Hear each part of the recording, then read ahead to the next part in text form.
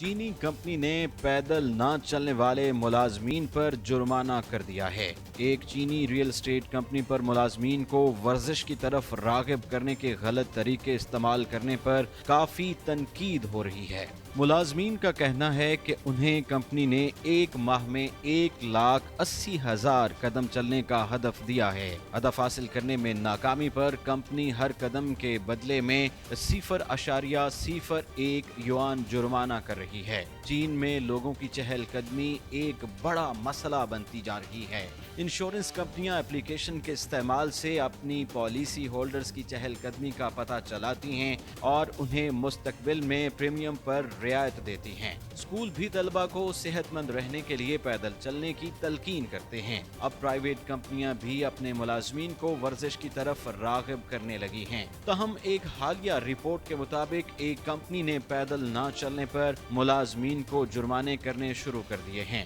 Report کے مطابق گوانگژوہو کی ایک ریئل اسٹیٹ کمپنی ماہانہ ہدف پورا نہ کرنے پر ملازمین کو جرمانہ تو کر رہی ہے، لیکن ہدف پورا کرنے پر ملازمین کو کوئی انعام نہیں دیتی۔